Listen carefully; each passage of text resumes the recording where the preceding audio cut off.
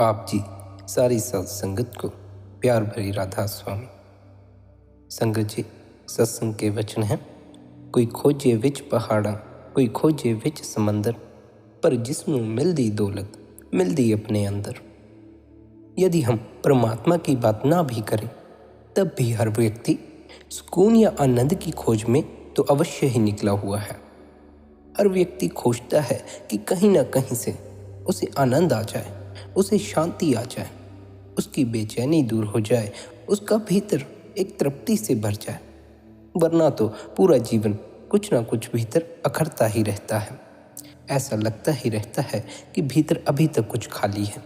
जीवन बर्बाद हो जाता है, जीवन हाथ से निकलता जाता है और यह जो भीतर का खालीपन है, जो भरता नहीं, यह और भी ज़्यादा अखरने लगता है और पीड़ा देने लगता है। लेकिन हम भीतर की तरफ खोज ही नहीं करते, भीतर के इस खालीपन को देखते तक नहीं, फिर भीतर के इस खालीपन को भरने का प्रयास कहाँ करेंगे। यही कारण है कि फिर हमें जीवन में आनंद या सुकून या शांति अनुभव नहीं होती।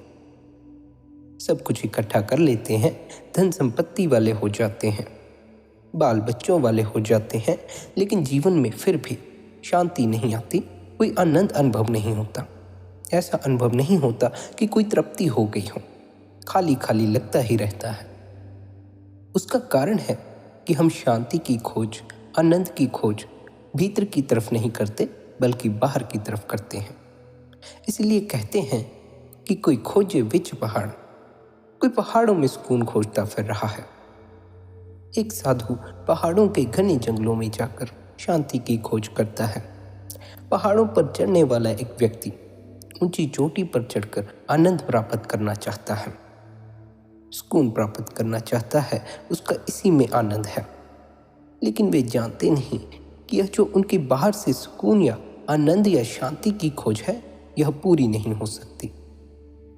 पहाड़ पर चढ़ने वाला व्यक्ति यदि पहाड़ की चोटी पर अपना सुकून खोजता हो, अपना आनंद खोजता हो, तो वह पहाड़ की चोटी पर पहुंचने के बाद पाएगा कि आनंद और सुकून तो केवल चढ़ने में ही था। मंजिल पर पहुंचकर तो रसवलीन हो जाता है। चढ़ने से पहले तो व्यक्ति सोचता है कि चढ़ जाऊंगा तो जीवन में आनंद आ जाएगा, सुकून आ जाएगा, तृप्ति आ जाएगी। लेकिन जब वह पहुंच जाता है तो फिर मन कहता है कि अब और भी ऊंचे चढ़ना है। फिर वह ऊंचाई भी छोटी पड़ने लगती है। फिर उस मंजिल पर पहुंचकर उस मंजिल का रस विलीन होने लगता है। फिर और भी ऊंची मंजिल का रस पैदा होना शुरू हो जाता है। उसी प्रकार यदि कोई साधु पहाड़ों के गहरे जंगल में जाकर बैठ जाए शांति और आनंद की खोज में, तो वह गहरे जंगल में जाकर पाएगा कि उसका मन अब उसे और भी गहरे जंगल में चले जाने के लिए प्रेरित करने लगा है। मन को चाहे कितने ही गहरे से गहरे जंगल में ले जाओ, मन तृप्त नहीं होगा। मन कहेगा कि अभी तो और गहरे में जाना होगा, तब कहीं जाकर तृप्ति आएगी। लेकिन तृप्ति जीवन भर नहीं आती। तो मन के कहे जितने गहरे चलते जाओगे, उतना ही मन तुम्हें और भी ज्यादा खोज में डाल देगा। फिर तुम चाहो या ना चाहो, तुम्हें भटकना ही पड़ेगा, क्योंकि बिना भटके खोज नहीं हो सकती। भटकना बंद हो जाता है जब आपकी खोज पूरी हो जाती है। जब आप खोज लेते हैं कि यही रास्ता मंजिल पर ले जाता है, फिर भटकने की आवश्यकता नहीं पड़ती। फिर यात्रा शुरू होती है, फिर यात्रा करनी होती है, और जो यात्रा करता है वह मंजिल पर पहुंच जाता है।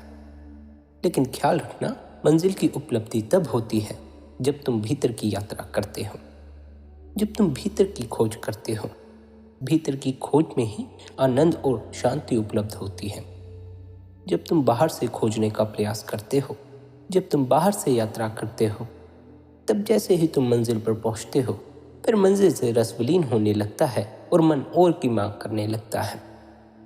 यदि तुम सोचते हो धन में सुकून है, तो तुम धन के लिए यात्रा करते हो और धन हासिल भी कर लेते हो। लेकिन फिर धन में से रस विलीन होने लगता है, फिर उस धन में कोई आनंद मालूम नहीं पड़ता। फिर मन कहता है कि शायद धन में वह नहीं है जिसकी खोज है, कहीं और खोजो, कुछ और हासिल करो। और क्योंकि मन कभी तृप्त नहीं होता, इसलिए ये दौड़ बढ़ती ही चली जाती है। जो आप हासिल करते जाते हैं, उसमें से रस विलीन होता जाता है और मन कहता है कुछ और हासिल करो, शायद उसमें रस हो, उसमें आनंद हो, उसमें शांति मिले। और हर एक व्यक्ति की जो असल खोज है वह सुकून और शांति की ही खोज है। चाहे कोई धन में उसे खोजता हो, पहाड़ों में उसे खोजता हो, समुद्रों की गहराई में उसे खोजता हो, पद में उसे खोजता हो, परिवार में उसे खोजता हो, लेकिन असल खोज उसकी सुकून और शांति की ही है। क्योंकि उसका जो अनुभव है, उसकी जो समझ है अभी शरीर के साथ जुड़ी हुई है और शरीर हमारा बाहर के समाज से जुड़ा हुआ है। इसलिए जीव उसी अनुभव के आधार पर फैसले लेता है। फिर उसे भी लगने लग जाता है कि शायद वह धन की खोज कर लेगा, तब उसे सुकून और शांति हासिल हो जाएगी। वह सोचता है कि वह ऊंचे से ऊंचा पहाड़ चढ़ जाएगा, तब उसके जीवन में कोई तृप्ति आएगी। लेकिन तृप्ति कभी भी नहीं आती, बाहर के किसी मार्ग से नहीं आती। पहाड़ों पर खोजो, जंगलों में खोजो, गहरे समुद्रों में खोजो, धन इकट्ठा कर लो, बड़े परिवार बना लो, कहीं भी तृप्ति नहीं आएगी। बाहर से अपने को भर लेने से आप अपना भीतर नहीं भर सकते। भीतर भरने के लिए आपको अपने भीतर की यात्रा करनी पड़ती है, भीतर की खोज करनी पड़ती है। बाहर की खोज से भीतर की खोज का पात्र नहीं भरता। बाहर की खोज से, शरीर की खोज से यदि आपको धन में सुकून नजर आता है तो आप समृद्ध हो सकते हैं, और हो सकता है कि आप इतने समृद्ध हो जाएं कि आपका कोई मुकाबला न कर सके। लेकिन तृप्ति नहीं आती, धन हासिल हो जाए फिर भी नहीं आती। जो सोचते हैं धन हासिल कर लेंगे फिर जीवन में सुकून आ जाएगा, ऐसा नहीं होता है। तृप्ति बाहर की चीज़ों से नहीं आती, क्योंकि धन शरीर से जुड़ा है और जो कुछ भी शरीर से जुड़ा है उससे तृप्ति का कोई संबंध नहीं है। तृप्ति तो आत्मा का विषय है। तृप्ति तो तब आती है जब आत्मा की प्यास पूरी होती है। शरीर की प्यास तो कई बार पूरी करते रहो, फिर भी जीवन में तृप्ति नहीं आएगी। अपने आप को धन से भरते रहो, अपने लक्ष्य पूरे करते रहो, किसी बड़े पद के अधिकारी हो जाओ, इनमें से किसी से भी तृप्ति नहीं आती, क्योंकि यह सब होना तुम्हारे शरीर से जुड़ा हुआ है। शरीर का तृप्ति से कोई संबंध नहीं। आत्मा का है, तुम्हें अपनी आत्मा से जुड़ना होगा, तब जीवन में तृप्ति आएगी, तब जीवन में आनंद आएगा, तब जीवन में मस्ती आएगी। पर आत्मा से जुड़ना हमारा कब हो सकता है? केवल तभी हो सकता है जब हम अपने भीतर की यात्रा करते हों, भीतर की तरफ खोज करते हों। लेकिन ऐसा नजर नहीं आता कि हम अपने भीतर की खोज करते हैं। हम सभी बाहर की तरफ खोज रहे हैं सुकून और शांति। किसी को धन में सुकून या आनंद नजर आता है, किसी को किसी पद का अधिकारी हो जाने में सुकून नजर आता है, किसी को बड़ा मकान बना लेने में सुकून नजर आता है, किसी को गाड़ी ले लेने में सुकून नजर आता है, किसी को अपना लक्ष्य पूरा करने में सुकून नजर आता है। लेकिन आप जरा जाकर देखें, यदि आपका लक्ष्य पूरा हो भी जाए तो क्या जीवन में सुकून हासिल होता है, आनंद हासिल होता है, कोई तृप्ति मालूम पड़ती है? जरा भी तो नहीं पड़ती। फिर भी एक खालीपन अकड़ता ही रहता है। फिर भी भीतर कुछ रह जाता है जो भरने को जी चाहता है, पर समझ नहीं आता वह क्या है। और क्योंकि हमें समझ नहीं आता कि भरना क्या है, खोजना क्या है जो खाली है, समझ नहीं आता कि खोजने का तरीका क्या है, फिर हम एक उल्टी खोज पे निकल पड़ते हैं। यानी हम बाहर से उसे खोजना शुरू कर देते हैं जिसकी हमें तलाश है। सुकून, आनंद, इसी की हमारी असल तलाश है। और क्योंकि यह जो तृप्ति की प्यास है, यह जो जीवन भर सब कुछ इकट्ठा करने के बावजूद भीतर खालीपन महसूस होता है, यह जो अपने को भर लेने की मीठी मीठी पीड़ा है, यह आत्मा की पीड़ा है। इसलिए इसे आप तब तक नहीं भर पाएंगे जब तक आपको आत्मा का अनुभव ना हो, जब तक आपको पता ना हो कि यह जो खोज है, यह जो पीड़ा है, यह आत्मा की परमात्मा से मिलाप की पीड़ा है। तब तक आप तृप्त नहीं हो पाते। जब तक आत्मा का परमात्मा से मिलाप नहीं हो पाता, तब तक आप आनंद भी हासिल नहीं कर पाते। लेकिन हैरानी की बात यह है कि पीड़ा भीतर है, पर मनुष्य उपाय बाहर खोजता है। भीतर की पीड़ा पर तुम भीतर का ही मरहम लगा सकते हो। बाहर के मरहम तुम्हारी भीतर की पीड़ा पर कोई आराम ना देंगे। यह जो खालीपन तुम्हें जीवन भर अखरता है, यह जो कुछ भर लेने की चाहत तुम्हें बार बार पकड़ती है, ख्याल रखना यह बाहर की चाहत नहीं है, यह तुम्हारे भीतर से उठी हुई, यह तुम्हारी आत्मा की उस परमात्मा से मिलाप करने के लिए उठी हुई प्रेमपूर्ण इच्छा है। इसलिए जब तक आत्मा का परमात्मा से मिलाप नहीं होगा तब तक तृप्ति नहीं आएगी, तब तक चैन नहीं आएगा, तब तक शांति नहीं आएगी, तब तक दौड़ जारी रहेगी। खोजते रहो बाहर ही बाहर और खोजते ही रहोगे। और बहुत से लोग तो खोजते ही रहे हैं, जीवन के अंत तक खोजते रहे हैं, बाहर ही बाहर वह खोज करते रहे। पीड़ा भीतर की थी, खालीपन भीतर का था। भीतर से खोज नहीं की, बाहर ही बाहर खोजा और बाहर से बड़ा कुछ उपलब्ध हो जाता है। ऐसा नहीं है कि आप बाहर खोजें आपको कुछ उपलब्ध ना हो, लेकिन यह ख्याल रखें कि आप सोचते हैं बाहर के पदार्थों को हासिल कर लेने से आपके जीवन में सुख या आनंद आ जाएगा, जीवन तृप्ति से भर जाएगा। ऐसा नहीं होता है। तृप्ति का सारा संबंध आपकी आत्मा से है। यदि आत्मा का परमात्मा से मिलाप हो जाए तो आप तृप्त हो जाते हैं।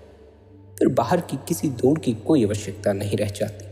दौड़कर भी कहाँ तृप्ति आती है। सुकून कहो या परमात्मा, शांति कहो या परमात्मा, यदि बाहर से खोजते हो तो कभी भी हासिल नहीं होता। होता है तो केवल भीतर से होता है। जीवन में थोड़ा जाग कर चलना।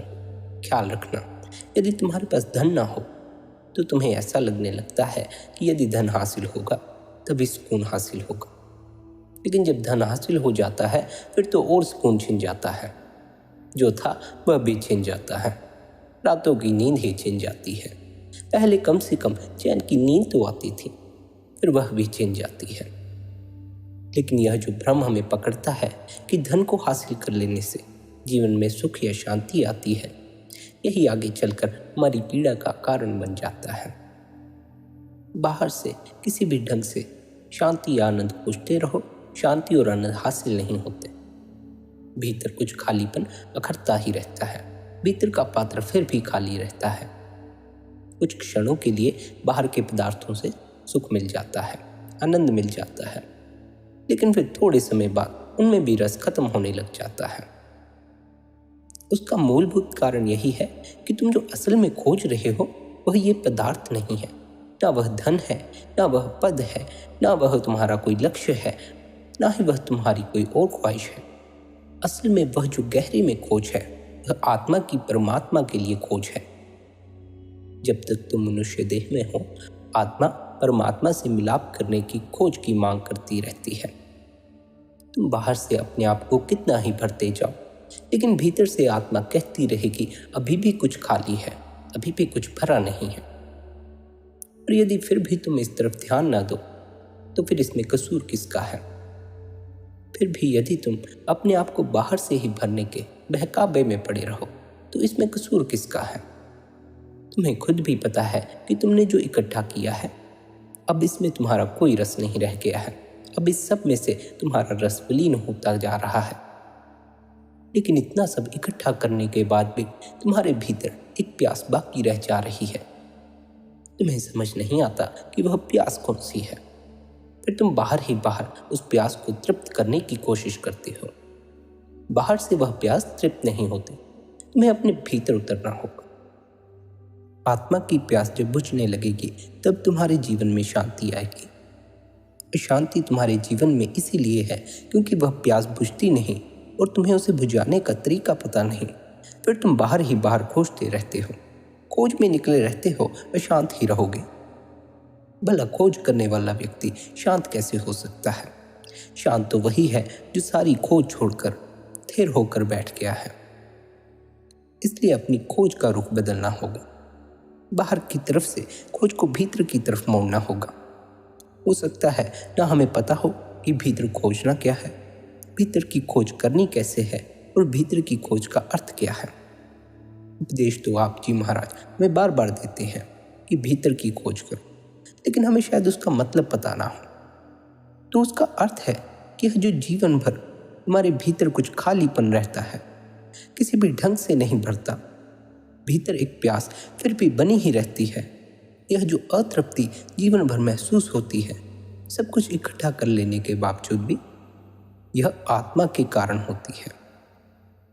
वह आत्मा की प्यास है परमात्मा के प्रति। यदि आप आत्मा की इस प्यास को पूरा नहीं करते हैं तो आप तृप्त नहीं हो पाते हैं, क्योंकि हमारी असल जो प्यास है वह यही प्यास है। परमात्मा से अर्थ है आनंद, सुकून और शांति। अब आप आनंद की खोज बाहर से करें, शांति की खोज बाहर से करें या सुकून की खोज बाहर से करें, तो चाहे धन से करें, पद से करें या किसी रिश्ते में अपना सुकून खोजते रहें, उससे आनंद प्राप्त नहीं हो जाता, क्योंकि आनंद का अर्थ है परमात्मा और परमात्मा हमारे भीतर है। भीतर पहुंचकर ही हमें आनंद हासिल हो सकता है, बाहर से नहीं हो सकता। बाहर कितना ही खोजते रहो, खोजते खोजते एक दिन पाओगे आखिर में कि खोज का कोई नतीजा नहीं निकला। शायद बाहर है ही नहीं, शायद वह सुकून, वह शांति इस संसार में है ही नहीं जिसकी हम खोज करते हैं। फिर हम ऐसे सवाल उठाते हैं कि परमात्मा ने ऐसा संसार क्यों बनाया? तृप्ति तुम्हारी नहीं होती, दोष तुम संसार में निकालते हो। तुम्हारे जीवन में यदि दुख हो तो संसार को दोष देने मतलब जाना, उसमें संसार का कोई दोष नहीं है। वह तुम्हारे अपने हाथ में है, तुम्हारे भीतर ही आनंद मौजूद है। तुम यदि उस आनंद को उपलब्ध हो जाओ फिर तुम्हें भला किस दुख की चिंता है? पर हम भीतर की तरफ खोज नहीं करते, और अब तो हमने भीतर की तरफ खोज करना बिल्कुल ही बंद सा कर दिया है। और आज संसार में इतने पदार्थ मौजूद हैं कि हम भीतर की खोज की तरफ मुड़ते ही नहीं। बाहर इतने भटकाने के रास्ते हैं कि हम उन पर भटकते ही चले जाते हैं। हमें लगने लग जाता है कि जब तक हम इस संसार की हर वस्तु हासिल न कर लें, हम सुखी नहीं हो सकते, हम शांत नहीं हो सकते। हमारी आशाएं, हमारी इच्छाएं, हमारी मांग दिन प्रतिदिन बढ़ती चली जाती है। यह जो हमें भ्रम हो गया है कि सुकून और आनंद बाहर के पदार्थों से हासिल होगा, इसी ने हमें बाहर की यात्रा पर निकाल दिया है। यही हमें बाहर ही बाहर भटकाता रहता है। यदि हम भीतर एक दफ़ा देख लें कि सुकून और आनंद तो हमारे भीतर ही मौजूद है, तो हमारी बाहर की सारी दौड़ व्यर्थ हो जाएगी।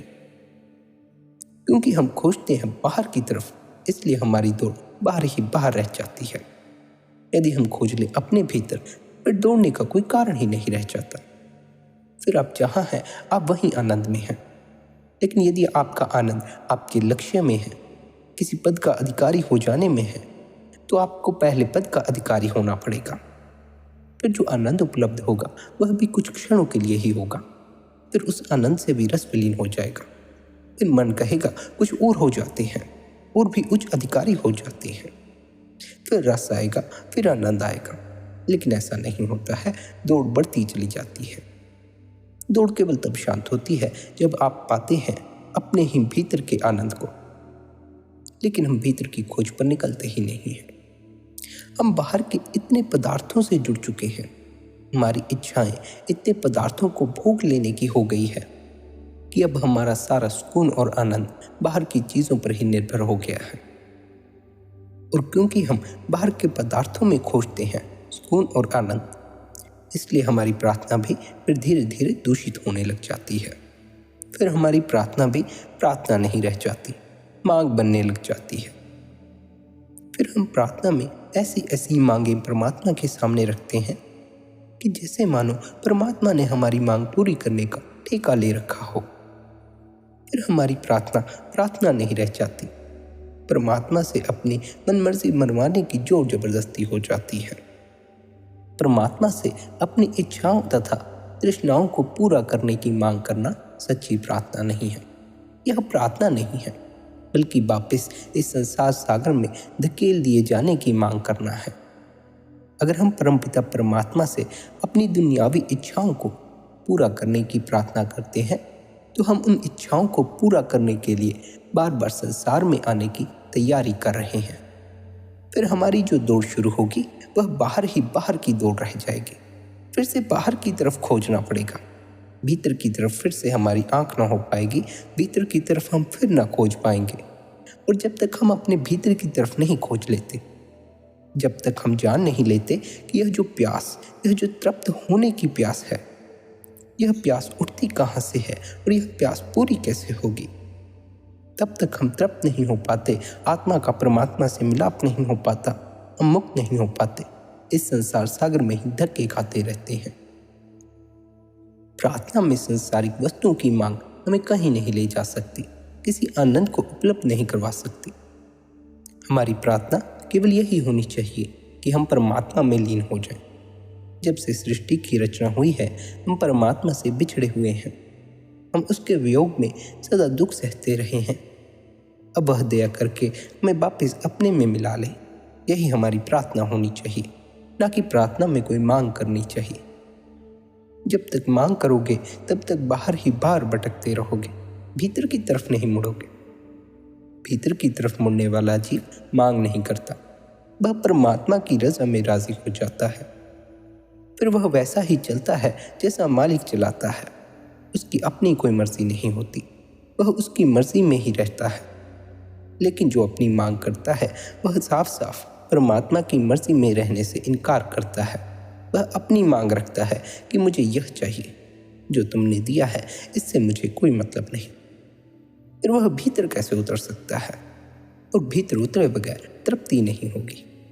जिसे तृप्त होना हो उसे यह ख्याल रख लेना चाहिए कि उसे भीतर उतरना होगा, ध्यान करना होगा, भजन सिमरन करना होगा। भीतर उतरने का यही उपाय है। भजन बंदगी द्वारा ही आप अपने अंतस में प्रवेश पा सकते हैं। आप जान सकते हैं कि यह जो प्यास भीतर उठती है, यह असल प्यास है किस चीज़ की। जब आपको पता चल जाता है कि यह प्यास आपके भीतर की है और आपके भीतर से ही शांत होगी, तो आप भीतर से खोज करना शुरू कर देते हैं। और खोज के लिए हमें किसी नाम से जुड़े गुरु के पास जाकर उनसे नाम की बख्शिश लेनी पड़ती है, उनसे अभ्यास लेना पड़ता है। उस अभ्यास के द्वारा ही हम अपने अंतस में उतर पाते हैं, वरना तो हमें अपने अंतस की ही खबर नहीं हो पाती कि अंतस का अर्थ क्या है, अंदर जाने का अर्थ क्या है। यह जो गुरु महाराज बार बार समझाते हैं कि अपने अंदर जाओ, उसका मतलब क्या है, यही हमारी समझ में नहीं आता। समझ में तभी आता है जब हम भजन बंदगी करके, गुरु द्वारा बताए अभ्यास को निरंतर करके उसके फलस्वरूप अनुभव में उतरते हैं। जब हमारे अनुभव में हमारा अंतस आने लगता है, तब हमें गुरु पर विश्वास होने लगता है कि हाँ, हमारे अंदर में कुछ है, हमारे अंतस में कुछ है। जब तक अनुभव में ना आए तब तक भरोसा भी नहीं हो पाता, ना ही गुरु पर, ना ही इन बातों पर कि अंतस में कुछ है। भरोसा तभी होता है जब आपके अनुभव में आ जाता है। और अनुभव के लिए आवश्यक है कि आप अपनी भजन बंदगी निरंतर करते हो। गुरु से अभ्यास लेकर, नाम लेकर रख छोड़ा है और सोचते हो कि बस नाम लेकर ही अब तुम्हें आनंद उपलब्ध हो जाएगा, तृप्ति जीवन में उतर आएगी, तो कुछ भी नहीं होने वाला। उस अभ्यास को करना भी होगा, उस यात्रा पर चलना भी होगा, तभी मंजिल पर पहुंचोगे। यात्रा पर निकलोगे ही नहीं तो मंजिल पर कैसे पहुंचोगे? भला बिना चले मंजिल पर कौन पहुंचता है? यदि तुम नहीं चलोगे तो तुम भी नहीं पहुंचोगे। अभ्यास करना आरंभ करो। गुरु ने तुम्हें बख्शीश की है, भीतर का कुछ तो रस लो। वैसे भी जरा नजर उठाकर देखो, तुमने जीवन में दुख के अलावा क्या पाया है? हर सुख आखिर में दुख में बदल जाता है। जीवन में अशांति ही अशांति अनुभव होती है। अगर सद्गुरु, अगर संत महात्मा हमसे कहते हैं कि भीतर आनंद है, मस्ती है, तो एक बार भीतर खोज कर देखो। क्या पता तुम्हें वह हासिल हो ही जाए जिसकी तुम खोज करते हो। तुम्हें खुद भी नहीं पता है तुम खोज क्या रहे हो। खोज सुकून रहे हो जो मिलता भीतर से है, खोज आनंद रहे हो जो मिलता भीतर से है, लेकिन उसे ढूंढते बाहर हो। बाहर से मिलेगा नहीं, तृप्ति आएगी नहीं, आनंद आएगा नहीं। आएगा तभी जब भीतर से खोजोगे, भीतर से पाओगे तभी आनंद प्राप्त होगा, बाहर से कभी नहीं होगा। और अगर भजन बंदगी ही नहीं करते हो तो भीतर का ही कोई पता नहीं चलेगा। फिर यही नहीं पता चलेगा कि जिस भीतर की बात की जा रही है वह भीतर है क्या, क्योंकि वह तो आपको आपके अनुभव से ही पता चलेगा।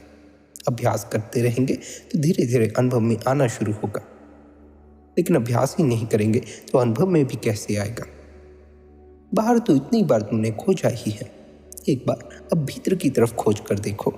क्या पता तृप्ति आ ही जाए, क्या पता वह हासिल हो ही जाए जिसकी वजह से तुम्हें इतना दौड़ना पड़ रहा है, जिसकी वजह से तुम्हारे जीवन में शांति का नामो निशान नहीं है। जरा भीतर खोज कर देखो, क्या पता मिल ही जाए, और अगर मिल ही जाए तो फिर और क्या ही रह जाएगा। लेकिन हम भीतर खोजते ही नहीं हैं।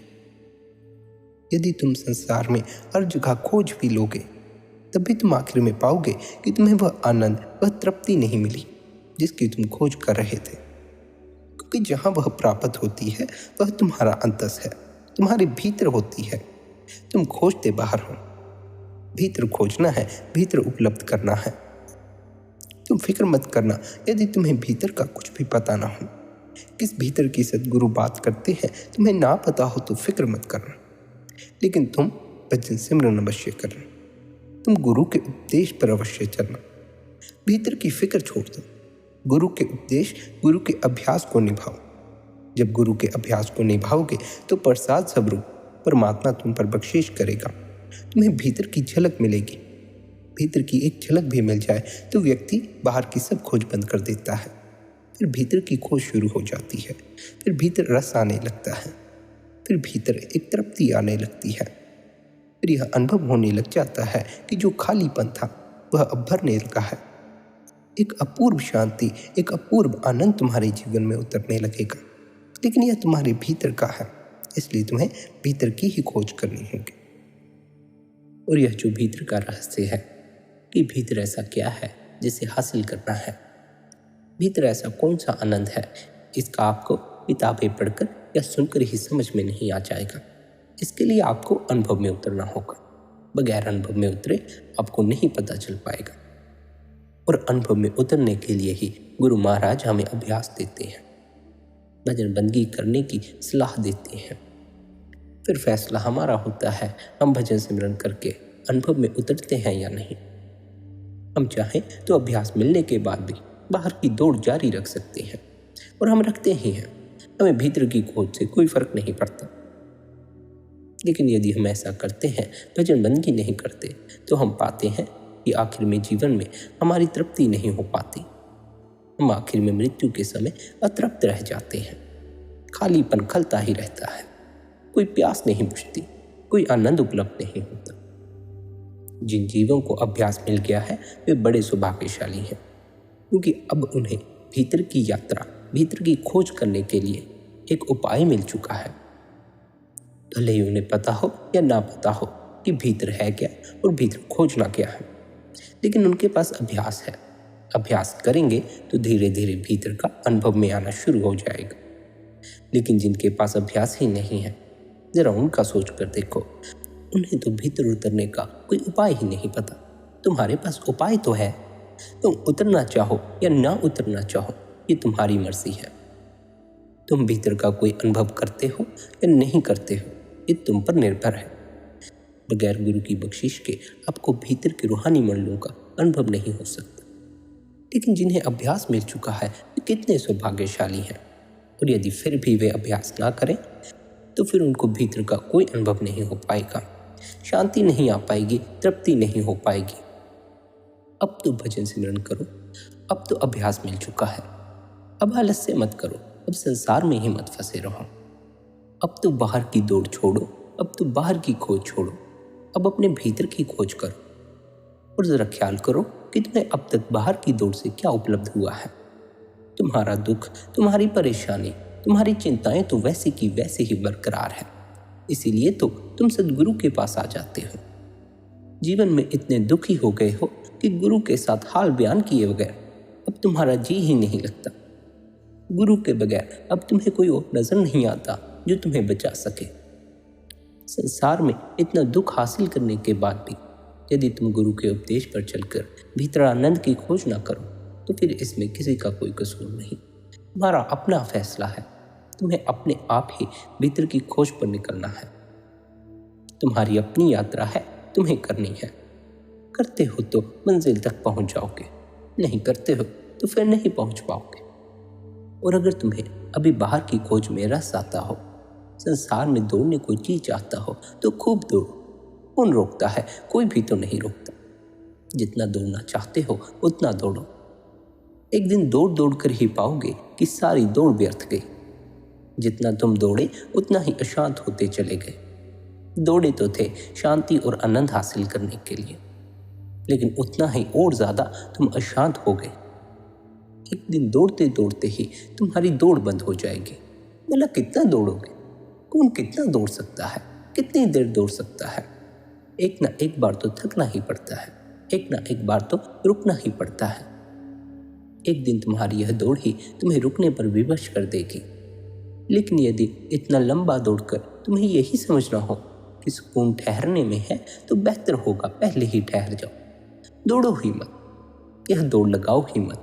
यह दौड़ तुम्हें और अशांत कर देगी। बाहर की दौड़ छोड़ो, मन को बाहर भटकने से रोको, मन को भीतर ठहराना सीखो। और मन भीतर तभी ठहरेगा जब भजन सिमरन करोगे।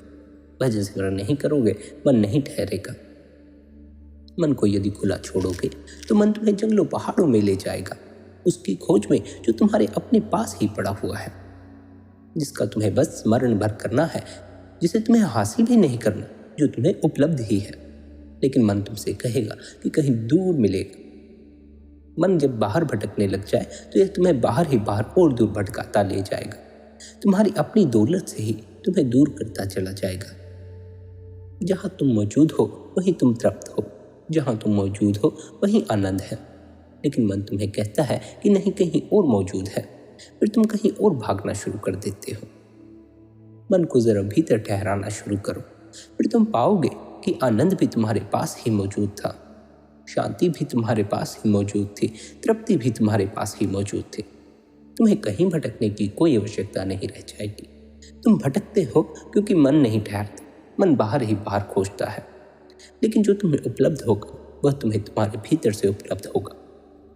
लेकिन तुम्हें भीतर से जो उपलब्ध होगा उसे शब्दों में नहीं समझाया जा सकता है। कोई भी कितना ही प्रयास करे तुम्हें शब्दों में नहीं समझा पाएगा। जब तक तुम्हारा वह अनुभव नहीं हो जाएगा तब तक तुम्हें पता नहीं चलेगा कि क्या उपलब्ध होना है। और अंतस का अनुभव बगैर भजन सिमरन के नहीं आएगा। यदि भीतर का अनुभव करना हो तो भजन सिमरन करना ही पड़ेगा। इसलिए प्यारी संगत जी, आप सभी से विनती है कि बाहर की खोज के बजाय अपने भीतर की खोज करें, क्योंकि भीतर की खोज से ही आपको आनंद उपलब्ध होगा और परमात्मा उपलब्ध होगा। बाहर की खोज से आपके जीवन में अशांति बढ़ती चली जाती है। इसलिए भीतर की खोज पर निकले गुरु द्वारा बताए अभ्यास को निरंतर करते रहे। यदि आपको आज के इस सत्संग से आपके सवालों के जवाब मिले हों तो सत्संग को शेयर करें, ताकि यदि अन्य किसी और के भी सवाल हो तो उनके भी उन्हें जवाब मिल सके।